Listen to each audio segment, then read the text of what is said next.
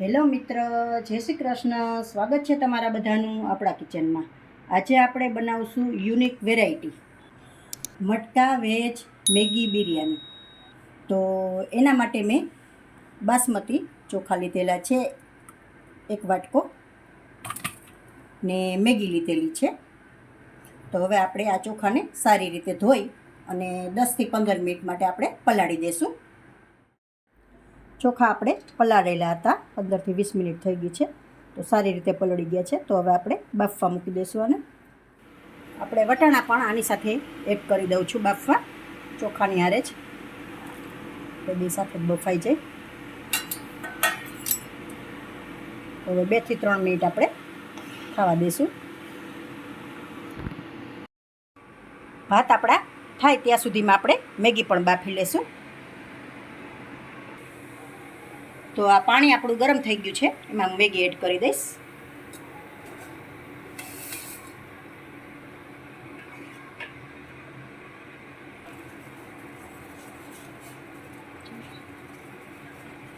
ભાત અને મેગી બે અલગ અલગ બાફવાના હોય છે. ભાત આપણા સારી રીતે કૂક થઈ ગયા છે, બહુ કૂક નથી થવા દેવાના. તો આ રીતે થોડોક કડક રહેવો જોઈએ દાણો. હવે આપણે ઓસાવી લેશું. અને મેગી પણ આપણી થઈ ગઈ છે કૂક, અને બહુ નથી બાફવાની. જો આ રીતે થોડી આમ કટ થઈ જવી જોઈએ, બસ. હવે આપણે આને પણ લઈ લઈશું. સારી રીતે બધું બફાઈ ગયું છે મેગીને બધું. તો હવે આપણે વેજીટેબલ ફ્રાય કરી લઈશું. તો એના માટે આપણે તેલ લઈ લઈશું, 2 ચમચા જેટલું.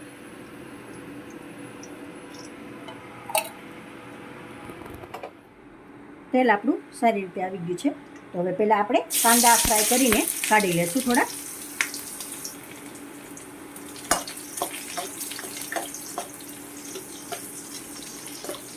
બદામી જેવા થવા દઈશું.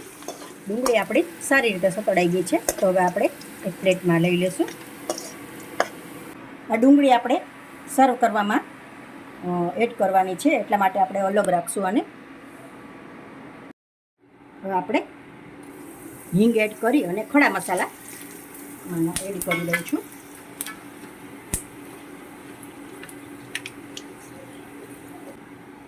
હવે ડુંગળી,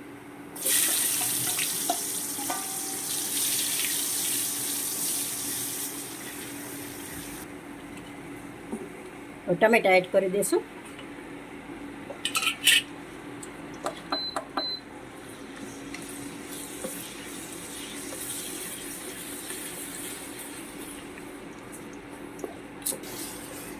હવે ગાજર એડ કરી દઈશું.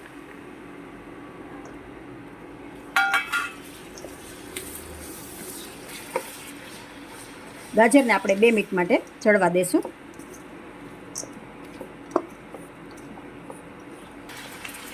થોડું નિમક એડ કરી દઈશ. ગાજર આપણા સારી રીતે ચડી ગયા છે. તો હવે આપણે કેપ્સિકમ ને તીખી મરચી લીધી છે, 2 એડ કરી દઈશું.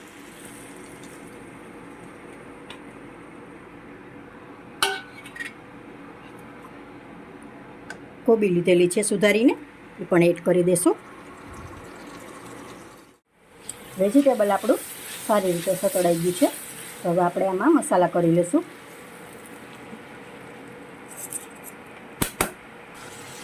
આદુનો ટુકડો એક લીધેલો છે, એ એડ કરું છું આમાં ખમણીને. 1 ચમચી હળદર પાવડર,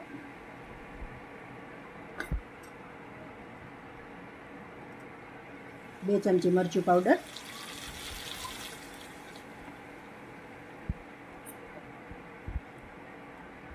1 ચમચી ધાણા જીરું પાવડર, 1 ચમચી મેગી મસાલો,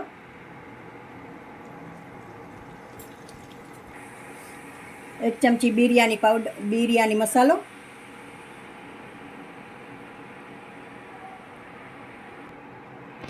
1 ચમચી ગરમ મસાલો. મિક્સ કરી લઈશું સારી રીતે.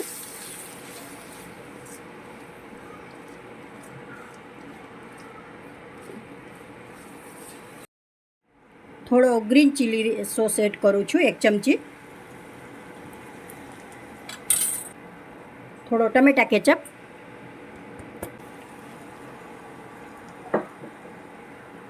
હવે સારી રીતે મિક્સ કરી લેશું.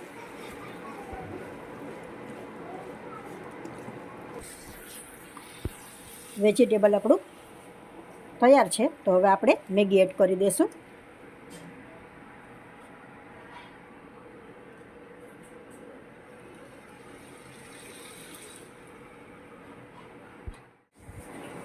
સારી રીતે મિક્સ કરી લેશું.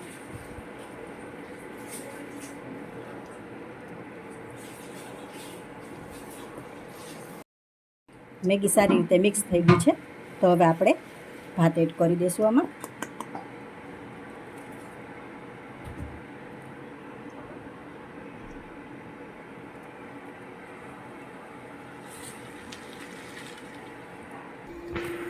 સારી રીતે મિક્સ કરી દઈશું.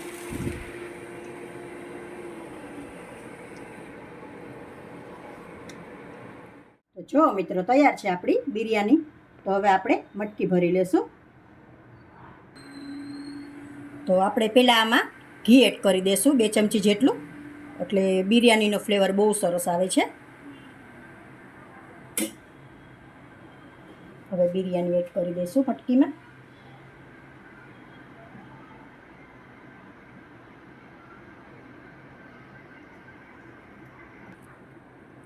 તો બિરયાની આપણે મટકીમાં ભરી લીધી છે. હવે કાંદા આપણે આ ફ્રાય કરેલા હતા એ આપણે થોડું લેયરિંગ કરી દઈશું. પછી આપણે બિરયાની એડ કરી દઈશું.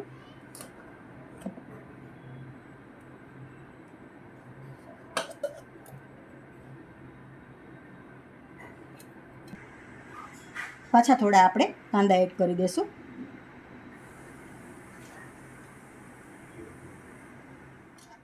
બિરયાની આપણી મટકામાં ભરાઈ ગઈ છે. તો હવે નેચરલ આપણો આમાં ફ્લેવર આવે મટકાનો, એ માટે આપણે થોડી વાર ગેસ ઉપર રાખી દઈશું મટકાને. તો 2 મિનિટ માટે આપણે આ રીતે ઢાંકીને રાખી દઈશું, એટલે ફ્લેવર સરસ બેસી જાય આપણી બિરયાનીમાં. તો ધીમી આંચ ઉપર જ રાખવાનો છે. 2 મિનિટ જેવું થઈ ગયું છે. તો હવે આપણે નીચે લઈ લઈશું ગેસ બંધ કરીને.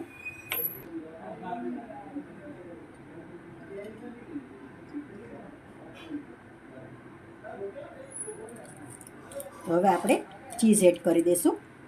ચીઝ વગર તો બિરયાની અધૂરી છે.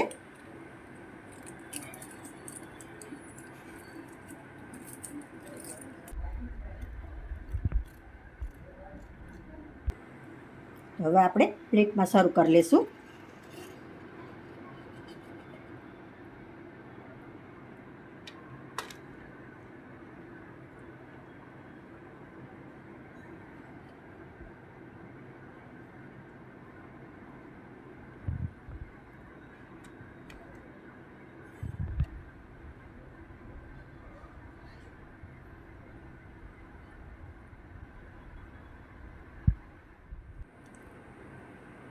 તૈયાર છે આપણી બિરયાની.